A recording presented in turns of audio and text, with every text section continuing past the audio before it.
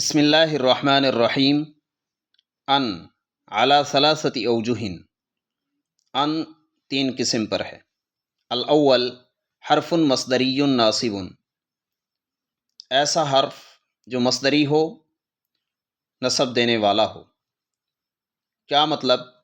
یعنی ینصب الفعل المضارع بعدہ، اپنے بعد آنے والے فعل مضارع کو نصب دیتا ہے۔ وَيُؤَوِّلُ الْجُمْلَةَ بَعْدَهُ بِمَصْدَرٍ فِي مَحَلٍّ إِعْرَابِيٍّ، یہ ول جملہ نہیں، الجملہ ہے، وہ نہیں ہے۔ اور اپنے بعد آنے والے جملے کو مصدر کی تعویل میں کر دیتا ہے ترکیبی مقام میں۔ نحو قال تعالی، جیسے ارشاد باری تعالی ہے، وَأَن تَصُومُوا خَيْرٌ لَكُمْ، یہ اصل میں تصومون تھا،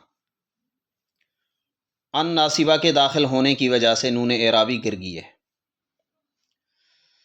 اور چونکہ فعل یہ مبتدا واقع نہیں ہو سکتا، یہ صرف مسند ہوتا ہے، مسند الیہ نہیں ہوتا، لیکن ان نے اس فعل کو، اس جملے کو مصدر کی تعویل میں کر دیا ہے، اس لیے یہاں پر یہ مبتدا بن گیا ہے۔ تصومو فعل اپنے فاعل سے مل کر جملہ فعلیہ خبریہ ہو کر بتاویل مصدر ہو کر مبتدا۔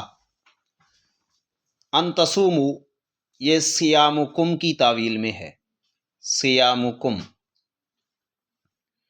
کم ضمیر اس لیے نکال رہا ہوں جمع مخاطب کی، جمع مذکر مخاطب کی، کیونکہ تصومو یہ مخاطب کا صیغہ ہے، جمع مذکر مخاطب یا حاضر کا صیغہ ہے۔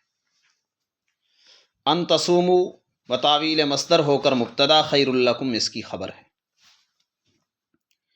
کچھ اور مثالیں بھی اس کی دی گئی ہیں، یہ مثالیں بھی آپ حل کر سکتے ہیں۔ صلی اللہ علیہ وسلم۔